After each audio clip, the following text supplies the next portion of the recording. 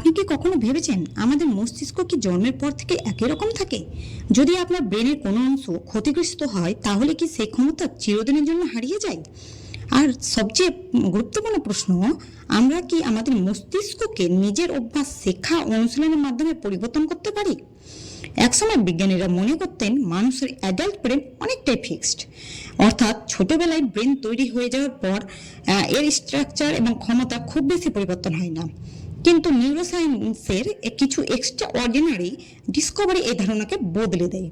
আর এই পরিবর্তনশীল মস্তিষ্ককে ফ্যাসিনেটিং গল্পগুলোই তুলে ধরেছেন সাইকিয়াট্রিস্ট এবং রিসার্চার নর্মান ডায়াগেজ তার বিখ্যাত এই দ্য ব্রেন দ্যাট চেঞ্জ ইটসেলফে। এই বইটির মূল ধারণা হলো নিউরোপ্লাস্টিসিটি, অর্থাৎ আমাদের ব্রেন প্রয়োজন অনুযায়ী নিজের কানেকশন এবং ফাংশনিং পরিবর্তন করতে পারে। আজ আমরা জানবো এই বইয়ের সবচেয়ে গুরুত্বপূর্ণ ধারণা ও রিয়েল লাইফ কেস স্টাডিজ সহজ বাংলায় বুঝবো। 1 নম্বর, নিউরোপ্লাস্টিসিটি আসলে কি? প্রথমে বুঝে নেওয়া যাক নিউরোপ্লাস্টিসিটি কি। আমাদের ব্রেনের মধ্যে বিলিয়নস অফ নিউরনস রয়েছে। এই নিউরনস একে অপরের সঙ্গে কানেকশন তৈরি করে এবং সেই কানেকশনের মাধ্যমে ইনফরমেশন এক জায়গা থেকে অন্য জায়গায় যায়। আমরা যখন কোনো কাজ বারবার করি, কোনো স্কিল প্র্যাকটিস করি অথবা কোনো ধরনের এক্সপিরিয়েন্স বারবার পাই, তখন ব্রেন সেই এক্সপিরিয়েন্স অনুযায়ী নিজের নিউরনস কানেকশন তৈরি করতে পারে। সহজ উদাহরণ দিই, আপনি যদি প্রথমবার কোনো নতুন ভাষা শিখতে শুরু করেন তখন অনেক কিছু কঠিন লাগে, কিন্তু প্রতিদিন প্র্যাকটিস করতে করতে শব্দগুলো সহজ মনে হয়। কিছুদিন পর আপনি গ্রামার না ভেবেও কিন্তু সেন্টেন্স বলে দিতে পারবেন। কেন? কারণ আপনার ব্রেন সে ইনফরমেশনের জন্য প্যাটার্নস তৈরি ও শক্তিশালী করেছে। অর্থাৎ প্র্যাকটিস শুধু স্কিলকে পরিবর্তন করে না, প্র্যাকটিস ব্রেনকেও পরিবর্তন করতে পারে। এটাই নিউরোপ্লাস্টিসিটির একটা গুরুত্বপূর্ণ ধারণা। 2 নম্বর, আগে বিজ্ঞানীরা কি ভাবতেন? নিউরোপ্লাস্টিসিটি বোঝার আগে আমাদের জানতে হবে পুরনো ধারণাটা কি ছিল। একসময় নিউরোসায়েন্সের একটি খুব শক্তিশালী ধারণা ছিল, অ্যাডাল্ট ব্রেন খুব বেশি পরিবর্তন হয় না। ব্রেনের নির্দিষ্ট অংশ নির্দিষ্ট কাজের জন্য তৈরি। যেমন কোনো অংশ মুভমেন্টের সঙ্গে যুক্ত, কোনো অংশ ভিশনের সঙ্গে যুক্ত, কোনো অংশ হেয়ারিংয়ের সঙ্গে যুক্ত। তাই ব্রেনের কোনো অংশ পার্মানেন্টলি ড্যামেজ হলে সে ফাংশন ও পার্মানেন্টলি লস হবে। এমনটাই অনেক বিজ্ঞানীরা মনে করতেন। কিন্তু পরে রিসার্চের এমন কিছু মানুষকে দেখতে পেলেন যাদের ব্রেন এই ধারণাকে চেঞ্জ করেছিল। কিছু মানুষের ব্রেন ইনজুরি হয়েছিল, কেউ স্ট্রোক এর পর মুভমেন্ট হারিয়েছিল, কেউ ভিশন রিলেটেড সমস্যায় পড়েছিল, কেউ কোনো লিম্ব হারানোর পরেও সেই লিম্ব সেন্টেন্সে অনুভব করতেন। এবং rehabilitation training and repeated stimulation এর মাধ্যমে কিছু মানুষ এমন অ্যাবিলিটিস ফিরে পেতে শুরু করেছিলেন যা আগে অসম্ভব বলে মনে করা হতো। এখানে আসে the brain that change itself.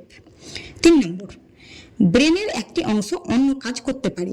বইয়ের অন্যতম ফ্যাসিনেটিং ধারণা হলো ব্রেন এর কোনো এরিয়া শুধু একটি কাজের জন্য চিরদিন লক থাকে না।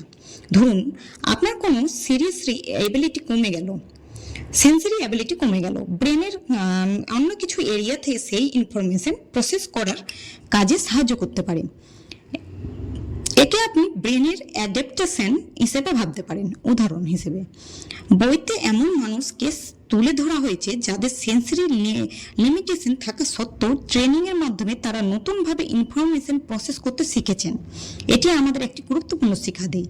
ব্রেন এর পোটেনশিয়াল অনেক সময় আমরা যতটা ভাবি তার থেকেও কিন্তু অনেক বেশি।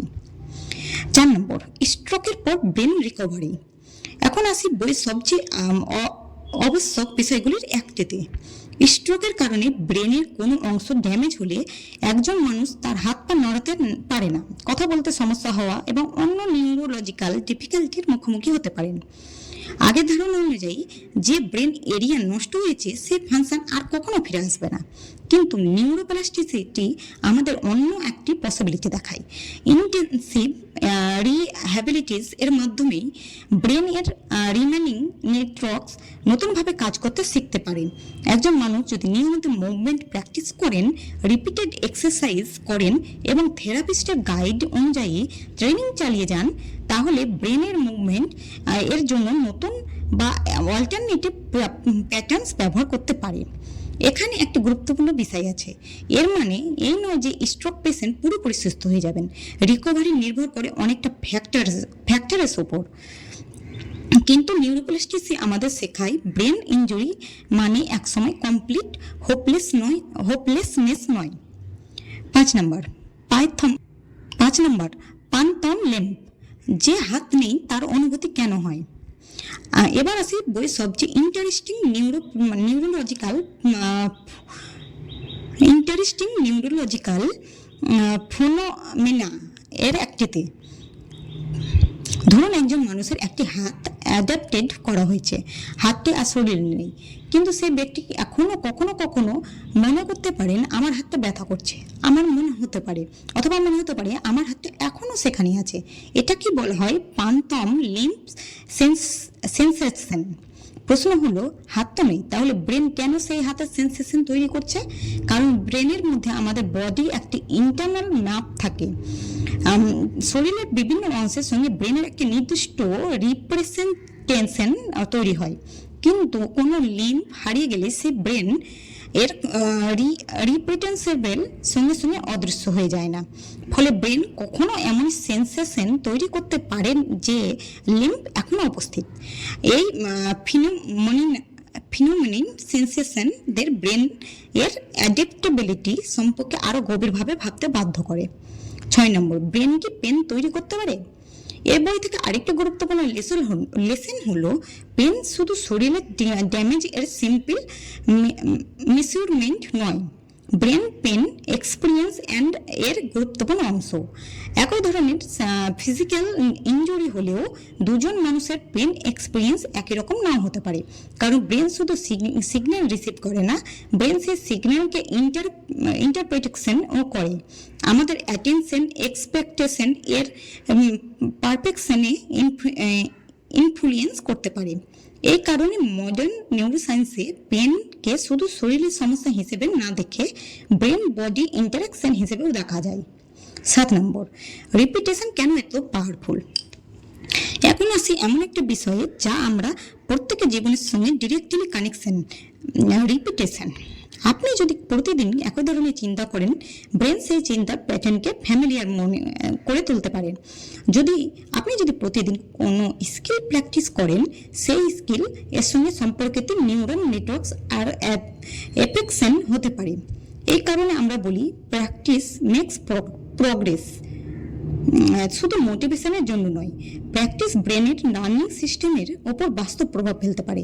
ধরুন আপনি প্রতিদিন পিয়ানো প্র্যাকটিস করছেন, প্রথম দিন ফিঙ্গার মুভমেন্ট অ্যাকওয়ার্ড, এক সপ্তাহ পরে কিছুটা সহজ, কয়েক মাস পরে মুভমেন্ট অটোমেটিক হয়ে যায়। এটা শুধু আপনার কনসিয়াস মাইন্ডের পরিবর্তন নয়, আপনার ব্রেন সেই রিপিটেশন এক্সপিরিয়েন্সের সঙ্গে অ্যাডাপ্ট করেছে। 8 নম্বর, use it or lose it. Neuroplasticity এর সঙ্গে একটি গুরুত্বপূর্ণ প্রিন্সিপাল যুক্ত করা যায়, use it or lose it. যে নিউরন পাথওয়েজ আপনি নিয়মিত ব্যবহার করেন, যেগুলি অ্যাক্টিভ ও শক্তিশালী থাকতে পারে, আর সেই অ্যাবিলিটিস দীর্ঘদিন সেগুলির এফিসিয়েন্সি কমতে পারে। এটি অনেকটা একটি পাথরের মতো। একটি রাস্তা দিয়ে প্রতিদিন হাজার হাজার মানুষ গেলে রাস্তা পরিষ্কার ও ব্যবহারযোগ্য থাকে, কিন্তু বহু বছর কেউ না গেলে রাস্তা আগাছা দিয়ে ঢেকে যেতে পারে।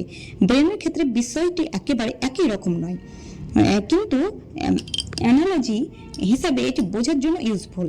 তাই আপনি কোনো স্কিল প্র্যাকটিস করছেন, কোনো ইনফরমেশন বারবার কনজিউম করছেন, কোনো ধরনের বিহেভিয়ার রিপিট করছেন, এসব গুরুত্বপূর্ণ। 9 নম্বর, নেগেটিভ হ্যাবিটস ও কি ব্রেন কি পরিবর্তন করতে পারে? 9 নম্বর, নেগেটিভ হ্যাবিটসও কি ব্রেনকে পরিবর্তন করতে পারে? এখানে বইটির ধারণা আমাদের জন্য আরও একটি ইন্টারেস্টিং হয়ে উঠতে পারে। যদি রিপিটেড প্র্যাকটিস ব্রেনকে পরিবর্তন করতে পারে, তাহলে রিপিটেড নেগেটিভ বিহেভিয়ারও ব্রেনকে প্যাটার্নসকে ইনফ্লুয়েন্স করতে পারে। উদাহরণ হিসাবে, একই ধরনের নেগেটিভ থট বারবার ব্যবহার করা, অতিরিক্ত ডিস্ট্রাকশন, কোনো হ্যাবিটস বারবার রিপিট করা, বা কোনো স্কিলের কন্টিনিউয়াস প্র্যাকটিস, এইসব ব্রেনের লার্নিং সিস্টেমের সঙ্গে সম্পর্কিত। তাই আমরা যখন বলি আমি এমনই, আমাকে দিয়ে আর হবে না, তখন সেটি পুরোপুরি অ্যাকুরেট নাও হতে পারে, কারণ মানুষের ব্রেন শেখায় এবং অ্যাডাপ্ট করার ক্ষমতা রাখে। তবে এর অর্থ এই নয় যে শুধু পজিটিভ থিঙ্কিং করলে ব্রেন ইমেজিক্যালি পরিবর্তিত হবে। Repeated action matters. 10 নম্বর, বয়স বাড়লে কি ব্রেন আর বদলায় না? এখানে বইটির মেসেজ খুব ইন্টারেস্টিং। আমরা প্রায় শুনি ছোটবেলায় ব্রেন দ্রুত শেখে, বড় হলে আর শেখা যায় না। সত্যি হলো বয়সের সঙ্গে সঙ্গে ব্রেনের কিছু লার্নিং মেকানিজম পরিবর্তিত হয়, কিন্তু তার মানে এই নয় যে অ্যাডাল্ট ব্রেন কমপ্লিটলি ফিক্সড। একজন অ্যাডাল্ট নতুন ল্যাঙ্গুয়েজ শিখতে পারেন, নতুন ইনস্ট্রুমেন্ট শিখতে পারেন, নতুন প্রফেশন এর স্কিল শিখতে পারেন, নতুন মেন্টাল হ্যাবিটস ডেভেলপ করতে পারেন। অর্থাৎ লার্নিংয়ের দরজা বয়সের সঙ্গে পুরোপুরি বন্ধ হয়ে যায় না, বরং কনসিস্টেন্সি এবং অ্যাপ্রোপ্রিয়েটিভ প্র্যাকটিস গুরুত্বপূর্ণ হয়ে ওঠে। 11 নম্বর, অ্যাটেনশন কেন এত গুরুত্বপূর্ণ? নিউরোপ্লাস্টিসিটি আরেকটি গুরুত্বপূর্ণ বিষয় হলো আপনি কোথায় অ্যাটেনশন দিচ্ছেন। আপনি যদি কোনো জায়গায় কাজ করেন এবং কিন্তু মন অন্য জায়গায় থাকে, লার্নিংয়ের কোয়ালিটি কিন্তু কমে যেতে পারে। কিন্তু যখন আপনি মনোযোগ দিয়ে কোনো স্কিল প্র্যাকটিস করেন, ফিডব্যাক নেন এবং ভুল ঠিক করেন, তখন লার্নিং আরও এফেক্টিভ হতে পারে। তাই শুধু রিপিটেশন যথেষ্ট নয়, বেটার লার্নিংও দরকার। Attention plus practice plus feedback plus time, এই 4টি কম্বিনেশনে আপনার লার্নিং প্রসেসকে আরও বেশি এফেক্টিভ করতে পারে। লেসন নাম্বার 12, ব্রেন চেঞ্জ কি সবসময় ভালো? এখানে একটা গুরুত্বপূর্ণ বিষয় মনে রাখতে হবে। নিউরোপ্লাস্টিসিটি মানে ব্রেন সবসময় পজিটিভ ডিরেকশনে পরিবর্তিত হবে এমন নয়। ব্রেন আমাদের রিপিটেশন এক্সপিরিয়েন্স এর সঙ্গে অ্যাডাপ্ট করে। তাই ভালো হ্যাবিট তৈরি করলে ভালো দিকে অ্যাডাপশন হতে পারে, আবার হার্মফুল হ্যাবিট রিপিট করলে সেই বিহেভিয়ারও হতে পারে। অর্থাৎ প্লাস্টিসিটি একটি টুল, আপনি কিভাবে ব্যবহার করছেন সেটি গুরুত্বপূর্ণ। লেসন নাম্বার 13, বইটির সবচেয়ে বড় শিক্ষা।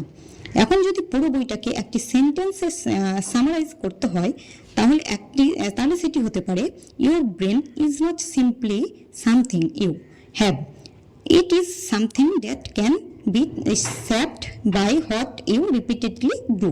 অর্থাৎ আপনার ব্রেন শুধু আপনার সঙ্গে থাকা একটি অর্গান নয়, আপনার এক্সপিরিয়েন্স, লার্নিং, প্র্যাকটিস এবং এনভায়রনমেন্টের সঙ্গে ব্রেন কন্টিনিউয়াসলি ইন্টারাকশন করছে। আজ আপনি যা করছেন তা শুধু আপনার আজকে বিহেভিয়ার তৈরি করছে না, রিপিটেড হলে সেটি আপনার ফিউচার বিহেভিয়ারে ফাংশনাল ও কাজ তৈরি করতে পারে। এটির লাইফের জন্য কয়েকটি প্র্যাকটিক্যাল লেসন নেওয়া উচিত। প্রথম, একটি নতুন স্কিল শিখুন। Language, writing, ending, music, exercise, যে কোনো মিনিংফুল স্কিল হতে পারে।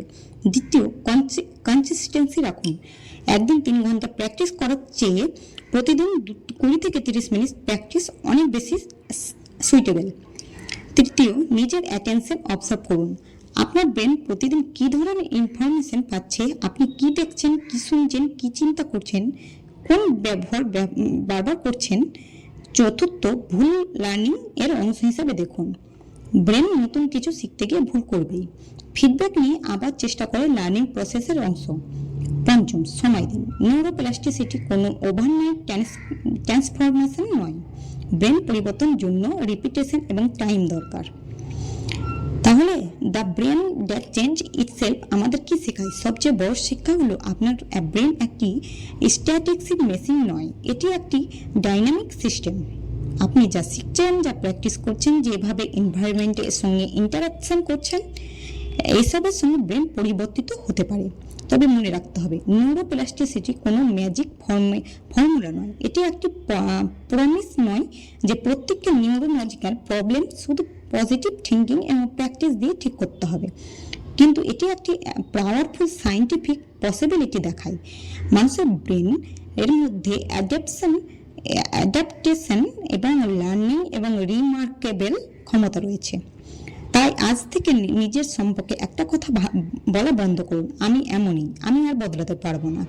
তার বদলে প্রশ্ন করুন, আমি প্রতিদিন কি রিপিট করছি। প্রশ্ন করুন, আমি প্রতিদিন কি রিপিট করছি এবং সেই রিপিটেশন আমার ব্রেনকে কি শেখাচ্ছে।